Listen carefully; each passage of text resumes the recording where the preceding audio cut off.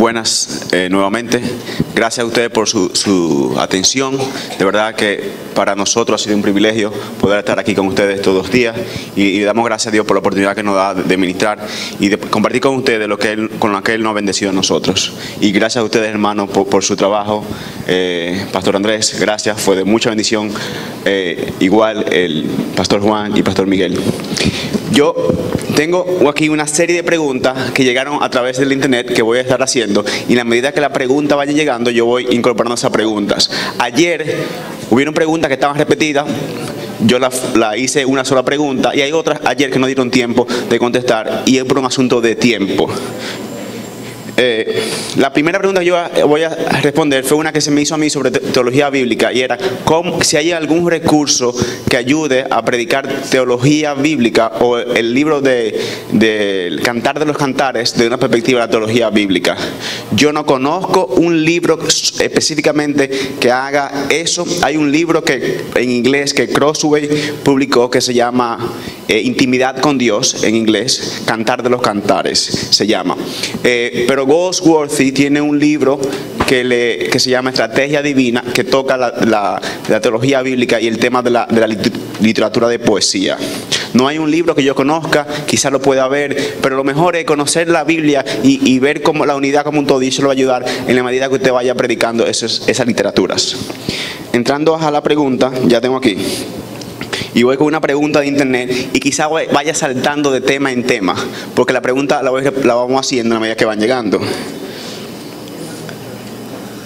Pastor Juan, sobre el tema de la unidad en la iglesia, ¿cómo puedo mantener yo la unidad en la iglesia cuando personas en mi iglesia están escuchando tantos predicadores diferentes en el internet?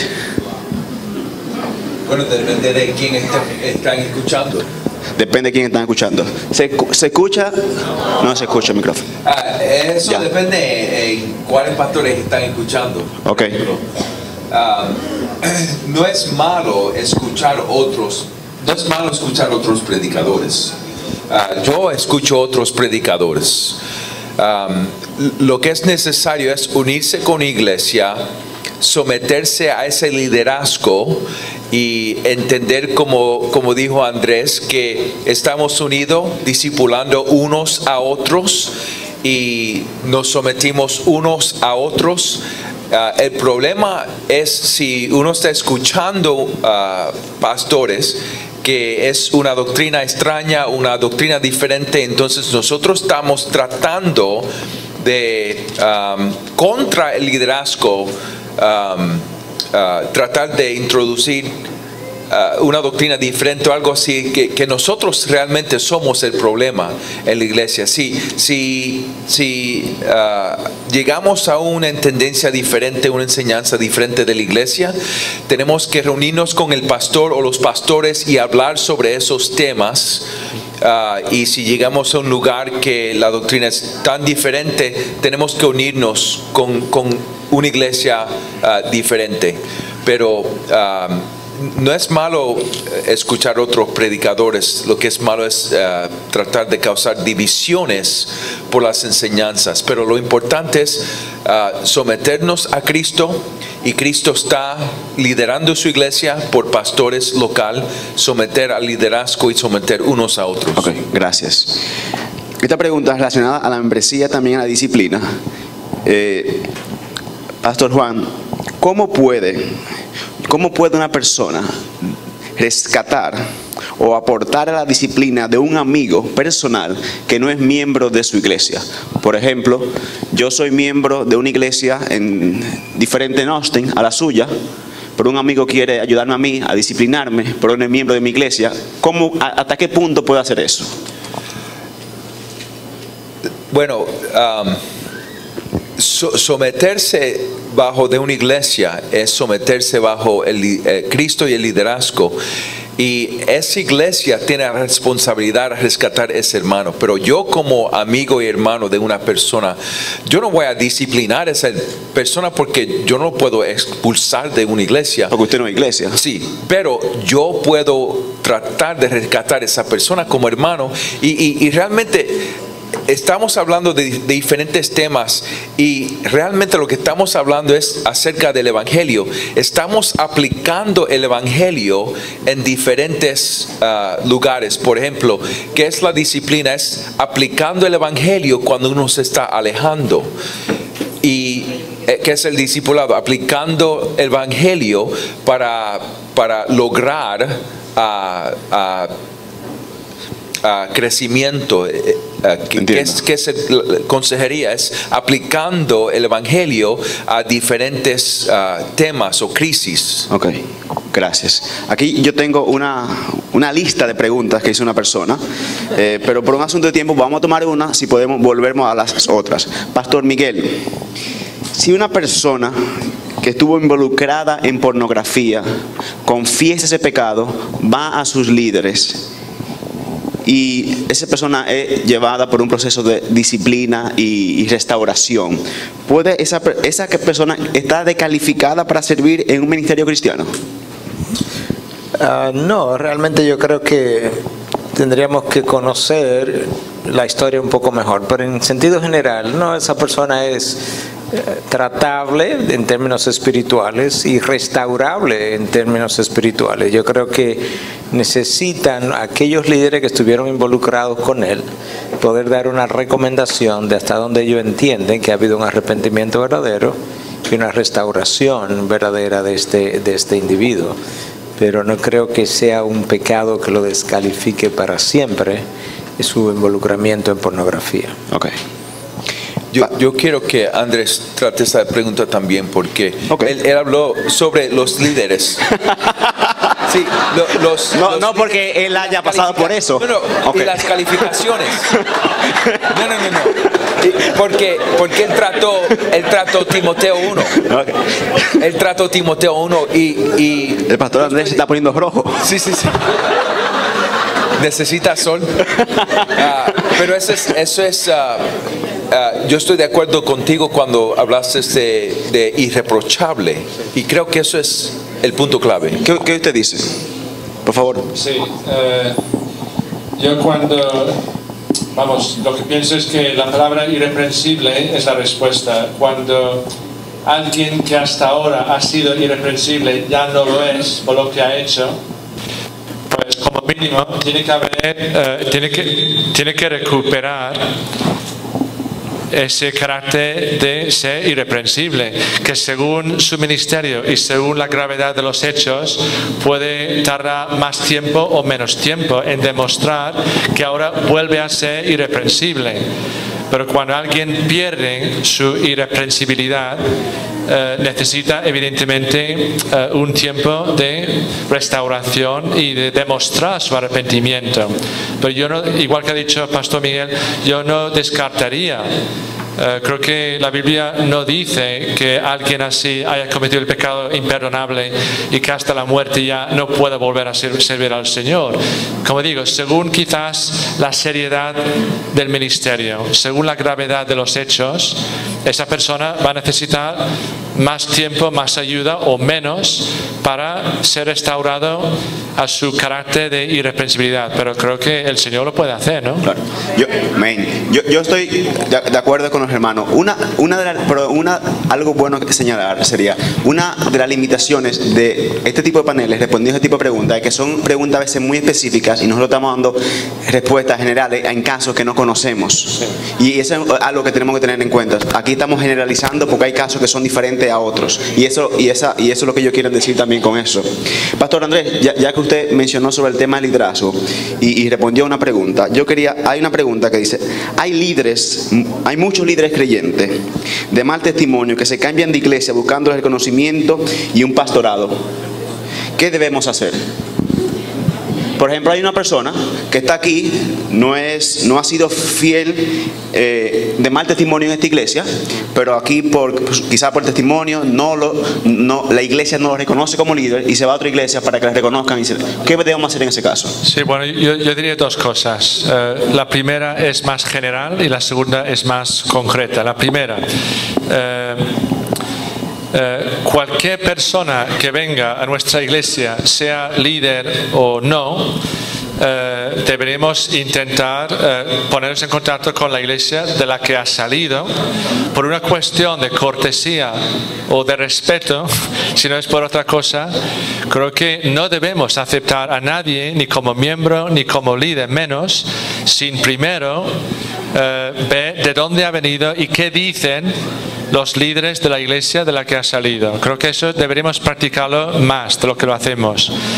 Por ejemplo, si la iglesia del centro, aquí donde estamos, Sí. recibe una persona que estuvo viviendo en Ponce, se mudó aquí y perteneció a una iglesia en Ponce, nosotros debemos tratar de contratar a esa iglesia en Ponce para que nos hable del testimonio de esa persona allá. Exacto. Okay. Sí. Y la segunda cosa que es, ya no me acuerdo si es la más general o la más concreta, es una de las cosas que yo iba a decir y no he dicho ahora, es los requisitos implican un conocimiento del candidato.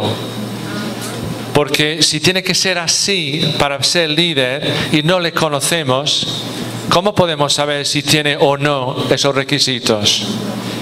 Yo creo que tiene que haber un procedimiento de conocer al candidato, sobre todo cuando no es alguien de dentro de la propia iglesia, sino de otra iglesia. Creo que con más cuidado tenemos que intentar saber si este hermano tiene o no tiene los requisitos necesarios. Gracias.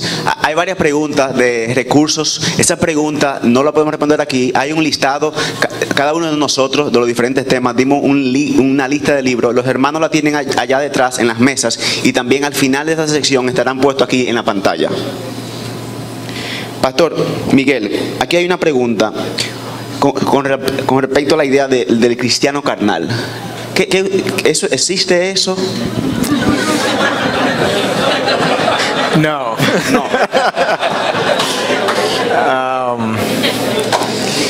Yo creo que lamentablemente esa idea se popularizó mucho en la década del 80 con la difusión de la doctrina de lo que se llamó en inglés el Lordship Salvation, que yo podía recibir al Señor como mi Salvador y no tenía que recibirlo como mi Señor. Y lamentablemente el teólogo que estuvo más detrás de eso fue Ryrie en esa época, y yo recuerdo mucho la controversia entre él y MacArthur en su momento. Pero literalmente o somos cristianos o no somos. Eso no quiere decir que un cristiano no pueda cometer un pecado de la carne. Eso creemos que la historia está ahí para probarlo. Pero el hecho de vivir carnalmente y luego decir, sí, él es cristiano, lo que pasa es que no ha dado frutos. Bueno, Cristo dijo, por sus frutos los conoceréis.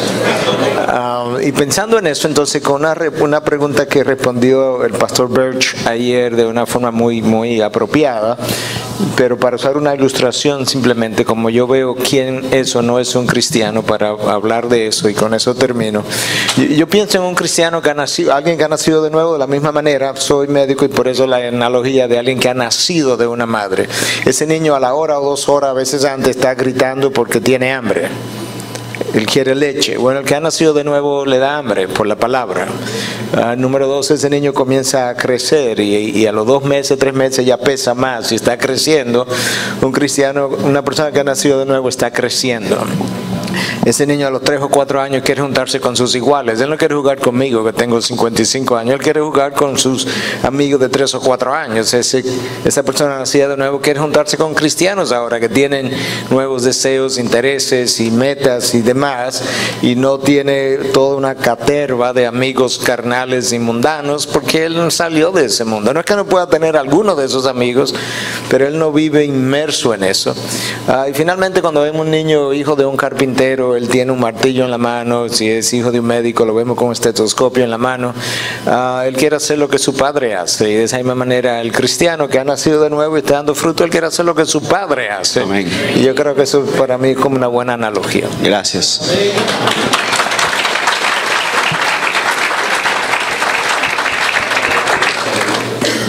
Hemos hablado de iglesias saludables. Usted tiene una posición doctrinal particular que comparte con los hermanos aquí. ¿Puede una iglesia que no tiene la doctrina de la gracia ser una iglesia saludable? ¿Esa pregunta es para mí? Sí. ¿O para Bert?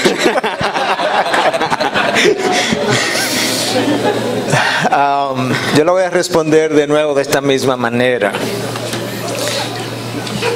¿Puede un niño de 1 año de edad estar saludable? O de 6 meses, para hacerlo un poco mejor la analogía, a base de leche. Sí. ¿Puedo yo continuar creciendo saludablemente solamente con leche? No. Entonces yo creo que la doctrina de la gracia a la que te refieres es la que va a madurar a ese individuo, y que quizás yo comienzo por ahí, quizás mi comienzo pueda ser más o menos saludable, evaluándolo de la manera que estoy tratando de ilustrarlo. Pero yo tengo que madurar, y para yo madurar yo voy a necesitar un mejor balance y una dieta más balanceada de la cuenta. Entonces, cuando yo comienzo a hablar de todo esto que estamos hablando, estas 9 marcas, incluyendo predicación expositiva, ahí yo voy a comenzar a entrar entonces en estas doctrinas de la gracia. Y por tanto, yo creo que en la medida en que si nací de nuevo hoy, y 3 meses después están midiendo mi crecimiento, yo todavía no estoy familiarizado con la doctrina de la gracia, eso no quiere decir que yo estoy completamente enfermo como yo lo veo, pero quizás no tengo la madurez todavía, y a base de leche he podido ir dando mis primeros pasos, pero mi crecimiento requerirá de una mejor dieta. No sé si lo demás no sé si tiene otra. Algo breve que... Okay. Sí, bueno, yo solo añadiría que creo que no todos los errores son igualmente importantes. Entonces, por ejemplo, si una iglesia no predica el Evangelio, esto es muy grave. Y como creo que ya ha dicho José, no es una iglesia si no predica el Evangelio. Pero si una iglesia no enseña, vamos a poner un ejemplo, la expiación limitada, no es tan importante como si no predica el Evangelio. Según nuestra opinión puede ser un error también, pero no es un error que es comparable con la seriedad del otro error. Entonces puede haber un montón de iglesias que no compartan mi opinión sobre ciertas cuestiones secundarias, pero hay que diferenciar entre errores y errores. Claro, ok. Hay niveles de doctrinas, y el hermano Juan puso un ejemplo de eso, y eso es lo que usted se está refiriendo. Edgar, quiero decir una cosa claramente. No importa de dónde viene un pastor o una persona, una iglesia, es importante que tenemos que tener cuidado en no predicar sistemas de doctrinas. Gracias. Pero que dejar que la palabra nos forme nuestros sistemas de doctrina. Gracias. Y tenemos que estar tan abiertos que la palabra pudiera corregir nuestras estructuras y sistemas de doctrina de cualquier lado que venimos. Totalmente de acuerdo. Para mí, voy a poner un caso, fue muy triste ver un amigo que se fue a plantar una iglesia, y el primer mes plantando la iglesia comenzó a predicar sobre los atributos de Dios. Me digo, ¿y por qué tiene que hacer eso? Predica un libro de la Biblia y los atributos de Dios van a salir. Predica en la Biblia y de las doctrinas van a salir de la Biblia, porque de ahí es que se salen, si se están predicando de manera fiel. Pastor Juan, aquí hay una pregunta que viene sobre cómo aplicar disciplina. Yo conozco su caso porque somos amigos y hemos hablado bastante. Usted llegó a una iglesia que tenía, ¿cuántos miembros cuando usted llegó? Tenía 1.500 miembros y 300 personas en asistencia. No, tenía 1.500 miembros en aquel entonces. ¿Hace cuántos años fue de eso? 8,5. Hace 8,5. ¿Cuántos miembros tiene hoy día?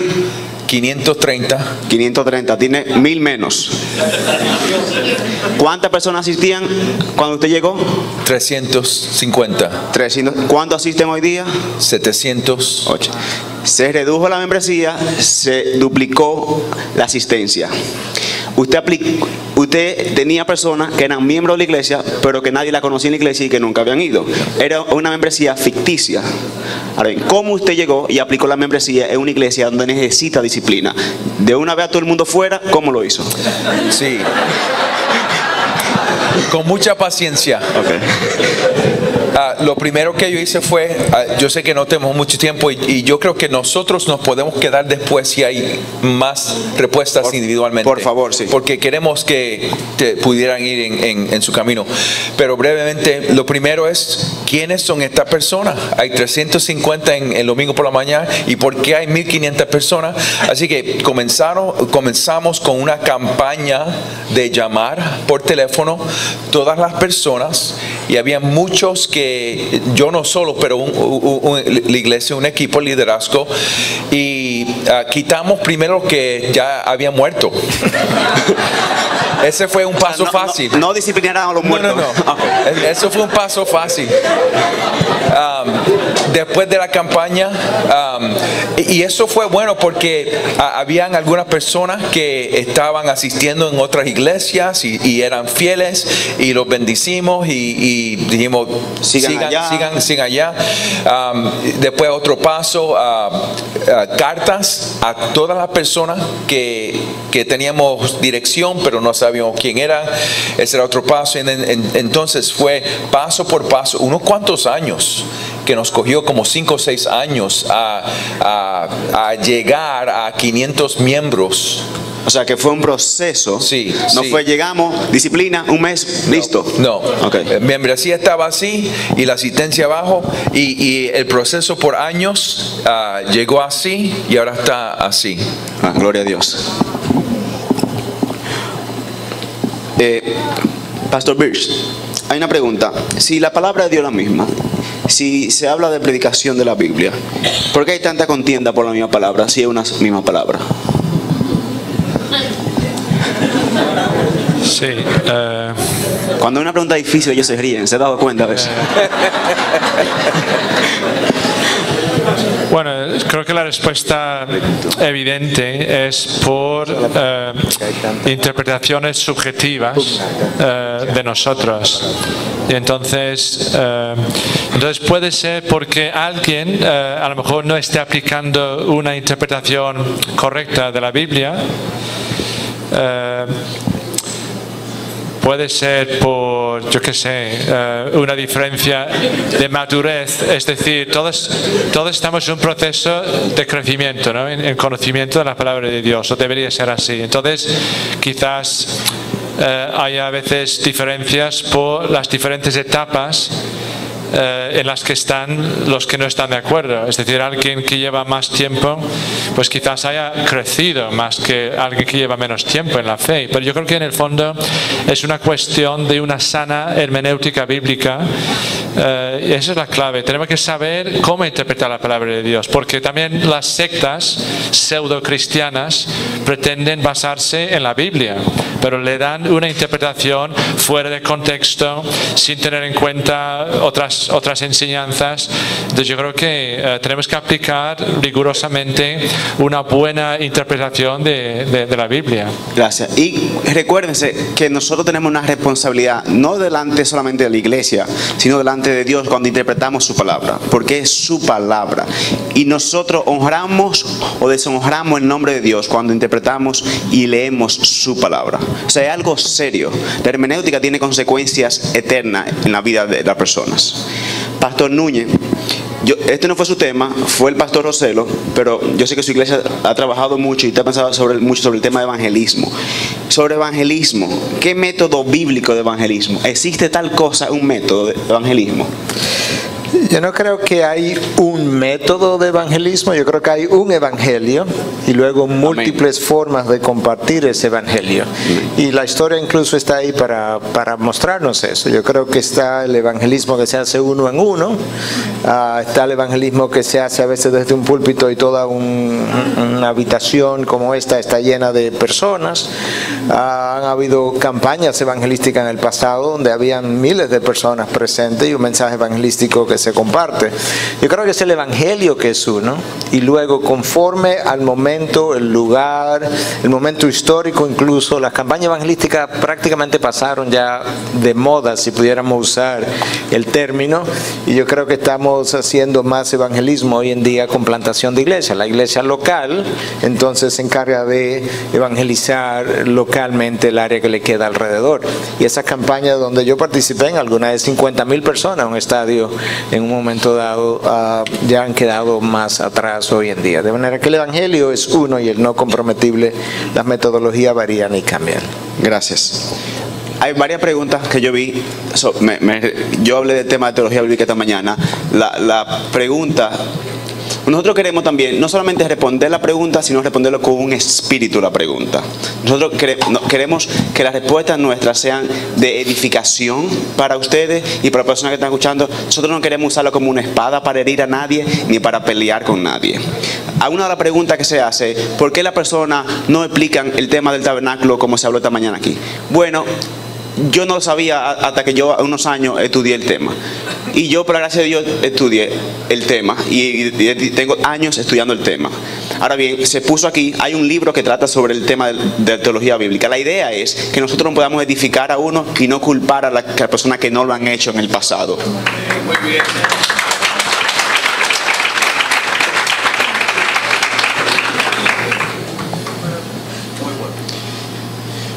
Hermano Juan, esta es teología bíblica, pero usted es apasionado sobre el tema de la teología bíblica. Yo mencioné esta mañana el tema de los pactos y la Biblia habla mucho del tema de los pactos.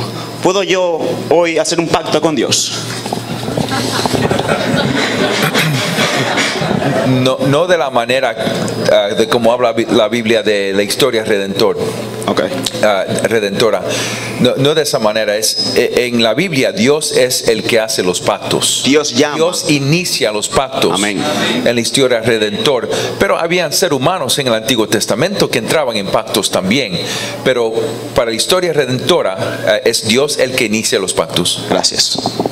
Y en la Biblia hay diferentes tipos de pactos. Hay pactos entre naciones. El matrimonio es un pacto. El matrimonio es un pacto. Pero cuando hablamos de los grandes pactos bíblicos, de Abraham, Sinaí, a David, nuevos pactos, son pactos iniciados por Dios. Pastor Andrés, yo tengo 3 preguntas sobre un tema que usted respondió, pero independientemente de que usted respondió, yo quiero hacerle la pregunta de nuevo porque han llegado 4 preguntas sobre el mismo tema. Sobre el ministerio pastoral, usted dijo que usted entiende que la Biblia enseña que hay hombres. Yo tengo 4 preguntas. ¿Puede una mujer ser pastora o servir en la iglesia? Ya nosotros no podemos sentar.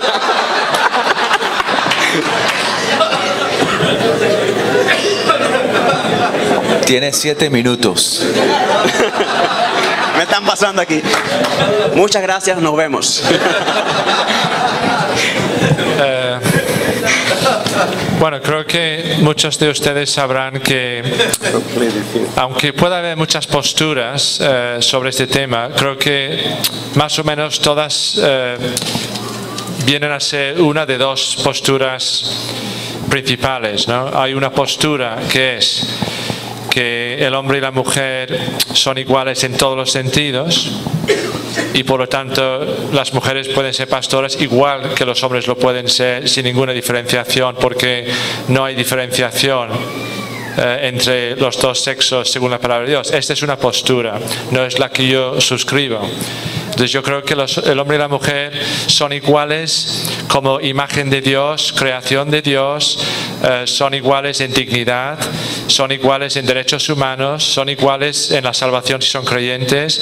Es decir, hay una serie de cosas que son claramente iguales para el hombre y la mujer, pero yo entiendo que la Biblia enseña un liderazgo masculino, aunque no me gusta esa palabra en este contexto, pero un liderazgo de hombres tanto en el hogar como en la iglesia. Yo sé que hay argumentos aparentemente bíblicos que cuestionan lo que yo estoy diciendo, pero cuando hay aparentes contradicciones o diferentes teorías, creo que lo que uno tiene que intentar hacer es preguntarse cuál de las teorías propuestas encaja mejor con la globalidad de la enseñanza de la Biblia.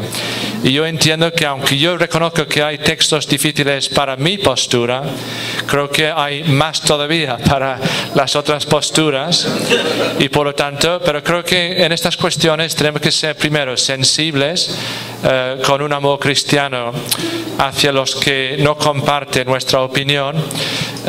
Creo que tenemos que ser humildes y siempre abiertos a recibir enseñanza y nuevas percepciones bíblicas, y creo que siempre tenemos que poner mucho énfasis en el gran valor de las mujeres en el pueblo de Dios. Es decir, aun cuando algunos de nosotros creamos que la mujer no debería ser pastora según nosotros entendemos la enseñanza bíblica, creo que tenemos que reconocer que las mujeres son pilares de la iglesia, muchas veces más incluso que los hombres. Las mujeres, hay pocas cosas que las mujeres quizás no pueden hacer, y hay miles de cosas que sí pueden hacer y hacen a veces mucho mejor que los hombres. Entonces, en ningún sentido estamos, o yo estoy quitándole valor en absoluto a las mujeres, solo que hoy por hoy yo entiendo ese concepto de que las mujeres y los hombres se complementan. Son diferentes, somos diferentes, no solamente físicamente, también en otros sentidos. Dios nos ha hecho así y por lo tanto Él ha diseñado los dos sexos para quizás cumplir ciertas funciones de forma distinta, tanto en la vida como en la iglesia. Pero lo digo con mucho respeto por los que tienen otra manera de verlo. No, gracias, y aprecio su espíritu. Pastor Núñez, ¿tiene algo que añadir?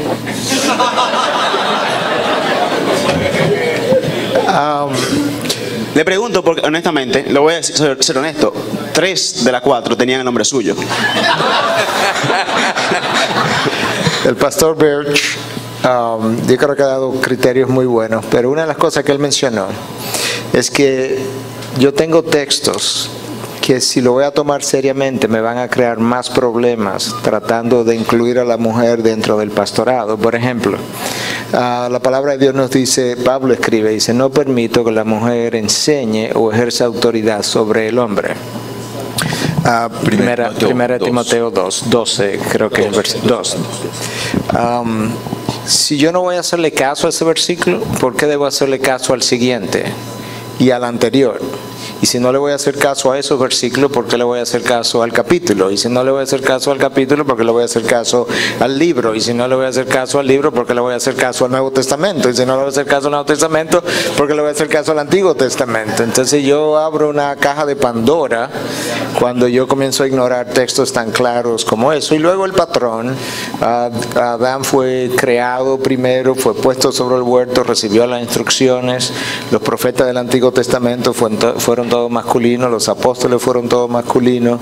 Cuando Dios se reveló como Dios Padre. Cuando Dios nos envió un mensajero, el último mensajero nos envió a su Hijo.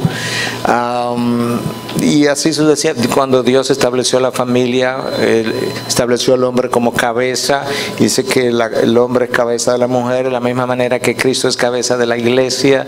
O sea, cuando nosotros abarcamos toda la teología bíblica y la ponemos en una balanza, yo creo que el peso de eso es enorme.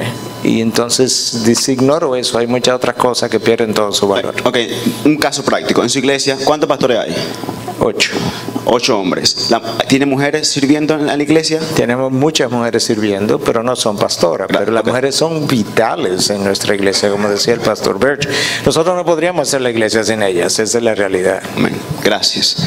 Cambiando de pregunta, vamos, por gracia, yo no me doy gracias a nosotros ahora también, vamos a seguir. Dice, concluyó el tiempo, pero yo me tomo un poquito de gracia de los hermanos aquí.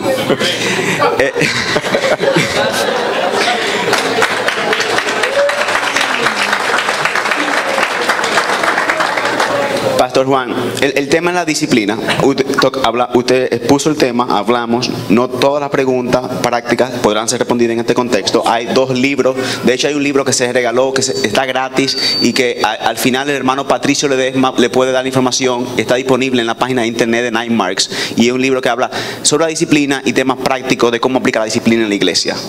Hermano Juan, pero vinieron varias preguntas sobre el tema. ¿Cómo manejar la falta de ética y una amoralidad en la iglesia? Por ejemplo, si hay una persona que está en pecado, ustedes como cuerpo pastoral en su iglesia en Austin, ¿cómo manejan el tema? Bueno, depende si una persona se arrepiente o si no. Okay. Si una persona Respóndame por favor los dos casos. Si una persona se arrepiente, por ejemplo, entonces inmediatamente comenzamos un proceso de restauración espiritual. Si una persona no se arrepiente, entonces tomamos los pasos en Mateo 8, por ejemplo. Mateo 18, gracias. Pero si es un pecado público, entonces comenzamos en 1 Corintios 5. Por ejemplo, si el gobernador de Texas es miembro de la iglesia de nosotros, que no es, pero vamos a decir, si es miembro de la iglesia de nosotros y él peca de tal manera que el mundo lo está mirando, inmediatamente lo tenemos que confrontar públicamente. Y si se arrepiente, si se arrepiente, entonces vamos a sugerir que pida perdón públicamente porque es una persona pública. Vamos a comunicar a la iglesia y vamos a tomar esos pasos. Pero si es, por ejemplo, una persona que está pecando y estamos tratando de rescatarlo y traerlo para atrás, vamos a decir, tenemos pasos. Por ejemplo, los pastores que conocen a esa persona mejor van a tratar de reunirse con él, vamos a seguir, ellos van a reportar a los otros ancianos. Va a llegar un momento, si no se sigue arrepintiendo, que le vamos a decir a la iglesia entera: tenemos este hermano, por favor oren por él. Si ustedes lo conocen personalmente, escríbanle una carta o denle una llamada, y si sigue sin arrepentimiento, entonces lo traemos la próxima reunión, que es 2 meses después, y con mucha lástima y con mucha lágrima le decimos a la iglesia: esta persona no se está arrepintiendo, no está viviendo como cristiano, así que no podemos seguir dejando el mundo y la iglesia creer que está viviendo en su confesión. ¿Y qué ustedes hacen? ¿Ponen un cartel fuera, fulano ya no es miembro? No, okay. No, pero no puede venir a la cena del Señor. Como todos no creyentes, lo invitamos a venir al culto, pero para que escuche la palabra, para que escuche el evangelio. Pero van a haber casos que, por ejemplo, si hay un hombre que no está tratando mujeres bien, que abusa de su esposa. No, así que mira, cada vez ves ese hombre con las mujeres y se pasa, y para tratar de proteger a las mujeres, le vamos a poner la foto en la iglesia y decir: señoras, ven este hombre, cuídense de este hombre. Y a mí no me da pena, porque yo tengo la responsabilidad de proteger las ovejas de lobos, que sean lobos teológicos o lobos sexual o lo que sea, pero caso por caso. Pero quiero terminar con esto. Los hombres, a la pregunta anterior, yo creo que como hombres nosotros tenemos que arrepentirnos de una falta de liderazgo. Y en las iglesias, en las casas igual como las iglesias, porque yo sé, en mi caso, mi esposa quería que yo fuera un líder, y oró por mí por 6 años hasta que pude entender. Pero una de los hay un crisis en la iglesia de liderazgo de hombres, así que ese es otro tema que quiero sugerir también. Sí.